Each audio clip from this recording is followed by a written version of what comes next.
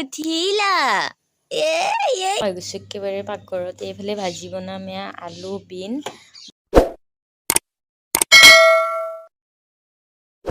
Hello' everyone, কি খবৰ আপোনালোকৰ? আশা কৰিছোঁ বহুত বেছি ভালে আছে আৰু পিছে ময়ো বহুত বেছি ভালে আছোঁ আৰু একদম পূৰা ৰাতিপুৱাই আহি গৈছোঁ আজি।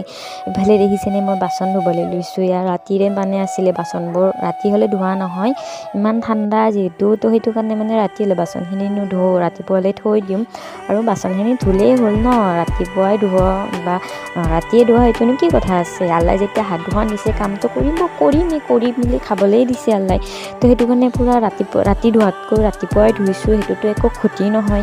এইফালে বেবী হেড কৰা কথা, তো ৰাতি ধুই ইমান ঠাণ্ডাত খুব বেছি ঠাণ্ডা লাগে, তো সেইটো কাৰণে মানে এইফালে বেবী থাকে ন, খুব বেছি ঠাণ্ডা খোৱাটো ভাল নহয় মানে, তো সেইটো কাৰণে মানে আৰু মই কাম কৰি কিন্তু খুব বেছি ভাল পাওঁ।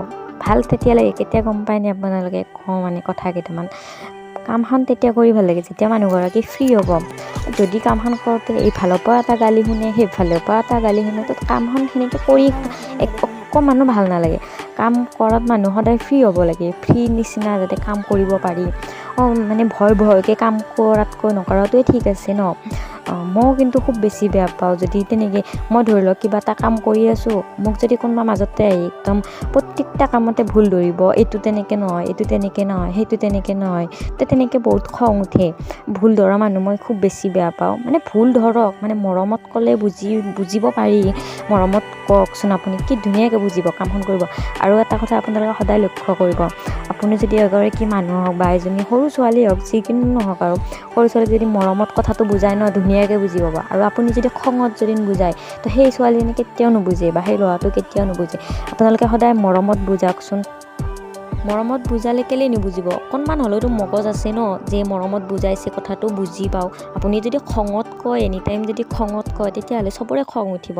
আপুনি সদায় মৰমত বুজাবলৈ শিককচোন, আৰু আপোনালোকৰ সংসাৰখন বা মানুহজনৰ লগতো ৰিলেশ্যনশ্বিপটোও ভালে থাকে, সংসাৰখনো ভালে থাকে। তো সেয়াই আৰু, আপোনালোকে যিমান পাৰে সিমান মৰমত বুজাবলৈ চেষ্টা কৰক। আৰু চব মই সেইদিনাখনে এটা মানে ভিডিঅ' চাইছিলোঁ। সেই ভিডিঅ'টোত মানে আছিলে মানে কিছুমান শাহু বোৱাৰীৰে কথা আছিলে। শাহু বোৱাৰী কাজিয়াই থাকে, খুব বেছি কাজিয়াই থাকে। মানে কথা এটা কওঁ মই ইয়াৰ মাজতে, মানে কি গম পায়নে, ছোৱালী এজনী যেতিয়া বিয়া হৈ আহে, বিয়া হোৱাৰ পিছত ছোৱালীজনীয়ে মানে মনত এইটো ভাবি নাহে, বিয়া হৈ যে সংসাৰখন ধ্বংস কৰিব যাম, হেৰি কৰিব যাম, সেইটো ভাবি নাহে। ছোৱালীজনীয়ে সদায় মনত এইটোৱে ভাবে যে সংসাৰ পাতিব যাম, বিয়া হ'ম, কি হয়, সংসাৰ পাতিবৰ কাৰণেই বিয়া হ'ম, এখন ঘৰ সংসাৰ চলাব লাগিব, তো সেইটো কাৰণে বিয়া হয়। কোনো ছোৱালীয়ে ভাবি নাহে বিয়া হোৱাৰ আগত মানে যে সংসাৰখন ভাঙিবলৈ যাম। তো সেইটো আৰু, আপোনালোকে মৰম কৰিলে আপোনালোকৰ সংসাৰখন সদায় ভালেই থাকিব। আপোনালোকে সদায় মৰমত বুজাওক। আপোনাৰ ছোৱালীজনী যদি ধৰি লওক, বোৱাৰীজনীৰ আপোনাৰ গাটো ঠিক নাই, অকণমান দেৰিলৈকে শুইছে, সেইটোনো কি ডাঙৰ কথা কৰিছে? আপোনাৰ ছোৱালীজনী যে 7টা-8টা বজাত উঠে, তেতিয়া যদি আপুনি একো নকয়, আৰু আপোনাৰ যদি বোৱাৰীজনী যদি 7টা-8টা বজাত উঠে, তেতিয়াহ'লে যদি আপুনি গালি পাৰে, তো অভিয়াছলি সেই বোৱাৰীজনীৰ মনত কিমান আঘাত হ'ব পাৰে, আপোনালোকে ভাবি চাইছেনে? আৰু সেই আৰু আপুনি যদি আপোনাৰ বোৱাৰীজনীক যদি ছোৱালী বুলি ভাবে ন, কাজিয়া নহয়, সঁচা কথা কৈছোঁ মই এইটো। আপোনালোকে এজনী ছোৱালী এখন ঘৰৰ পৰা মাক দেউতাক সকলোবোৰ এৰি আপোনালোকৰ ঘৰত আহে, সংসাৰ কৰিম কাৰণে আহে ন, এনেই নাহে নহয়। তো সেইজনী ছোৱালীক যদি আপোনালোকে বা এনেকৈ কথাই প্ৰতি যদি ভুল ধৰি থাকে, কথাই প্ৰতি ভুল ধাৰণাবোৰ কৈ থাকিব, আমুক নকৰিব, বোৱাৰী অমুক কৰিব নাপায়, বোৱাৰী তমুক কৰিব নাপায়, তেতিয়া আপোনালোকৰ সংসাৰখন আগ নাবাঢ়ে। আপোনালোকৰ মাজত হাই কাজিয়া সদায় চলিব। আপোনালোকে মনত এইটোৱে ভাবিব, মানে কি নিজৰ সেই বোৱাৰীজনীক নিজৰ ছোৱালী বুলি ভাবকচোন, তেতিয়া চাওকচোন আপোনালোকৰ মাজত কাজিয়া হয়নে পেচাল হয়। আপুনি যদি কথাই প্ৰতি বোৱাৰী এইটো নকৰে, বোৱাৰী সেইটো নকৰে, তো ছোৱালীজনীৰ মনত কিমান মানে কষ্ট হ'ব পাৰে, কিমান দুখ হ'ব পাৰে। আপুনি সদায় ছোৱালীৰ নিচিনাকৈ ভাবিব লাগে। আমাৰ সমাজত এতিয়াও বহুতো আছে, শহুৰেকৰ আগত নবহে, হেৰি নকৰে, মূৰত চুৰ্ণি নোলোৱাকৈ যাবলৈ নিদিয়ে। কেলে নিদিয়ে? আপোনালোকৰ যদি ছোৱালীজনী যদি বাপেকৰ আগত যদি মূৰত চুৰ্ণি নোলোৱাকৈ যদি যাব পাৰে হেৰিৰ আগত, তেতিয়াহ'লে বোৱাৰীজনী কেলে নোৱাৰে? বোৱাৰীজনীক যদি আপোনালোকে ছোৱালী বুলি ভাবে ন, তেতিয়া সেই আপোনাৰ ছোৱালীজনী যিখিনি কাম কৰিছে, তো সেই বোৱাৰীজনীও সেইখিনি কাম কৰিব পাৰে। আৰু আপোনালোকে মানা কৰে এইটো কাৰণে, কাৰণ তাই বোৱাৰী, আপোনালোকে কেতিয়াও মানে ছোৱালী বুলি ভবা নাই। তো যদি বোৱাৰী বুলি ভাবি থাকে ন, আপোনালোকৰ মাজত এনেকুৱা হাই কাজিয়াৰ সৃষ্টি হ'ব। সেইটো কাৰণে এটাই কথা ক'ব বিচাৰিছোঁ মই, সেই বোৱাৰীজনীক বোৱাৰী বুলি নাভাবি নিজৰ ছোৱালী বুলি ভাবি লওক। তো তেতিয়া মানে সকলোবোৰ ঠিক থাকে। আৰু এই কথাখিনি কোনেও গাত পাতি নল'ব, মই ইয়াত কাৰো নাম উল্লেখ কৰা নাই। আৰু সেয়া আৰু এতিয়া আপোনালোকে ভিডিঅ'টো চাই লওক মোৰ দিনটো কেনেকৈ কটালোঁ। এইফালে বেটি উঠিলে। Jenny, উঠিলা নি? সালাম দিয়া, সালাম। বেটা সালাম নিদিয়া? নিদিয়া? সালাম দিছা? উঠিলা মোৰ চুনাটো?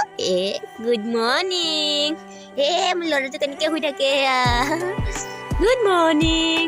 আৰু মই ৰাতিপুৱা উঠিয়ে মানে তেনেকৈ বেটি যদি শুই থাকে, মই সেনেকৈ বাচনখিনি ধুই আনো প্ৰথমতে। তাৰপিছত বেটি যেতিয়া উঠে আৰু উঠাৰ পিছত এনেকৈ মই ধুনীয়াকৈ হাগিছ প্ৰথমতে তাইক চফা কৰি লওঁ। তাৰপৰা চফা কৰি আমি চাহ তাহ খাই চবকে চাহ তাহ দি পিনি আৰু মই তাৰপিছত বেটিলৈ খানা উলিয়াওঁ। আৰু এয়া মই চবকে চাহ তাহ দি আৰু ময়ো খালোঁ লগতে।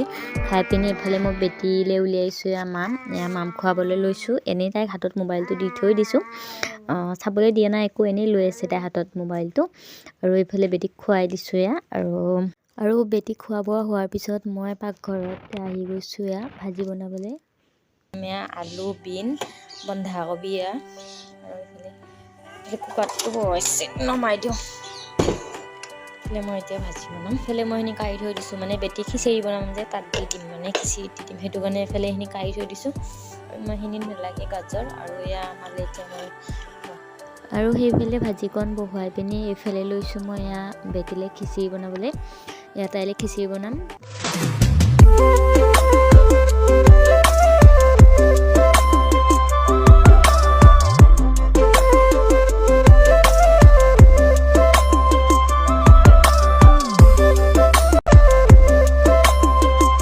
ফালে মোৰ একদম পুৰা ভাজি হৈ গ'ল, লৰাইছা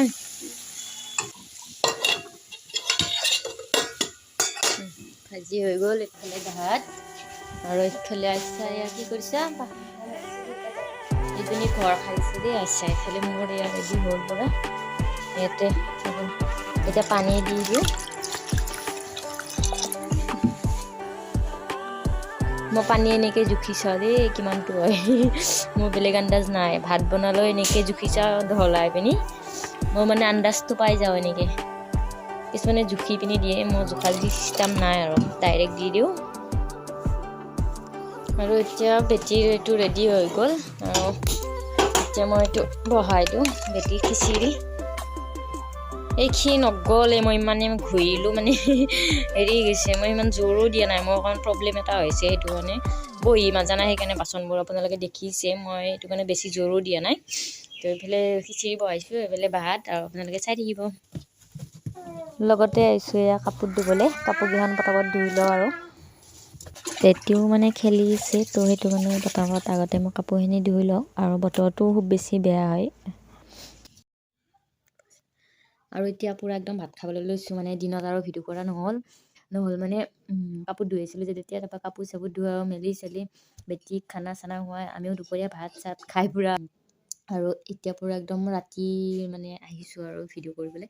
আৰু এতিয়া ভাত খাব লৈছোঁ।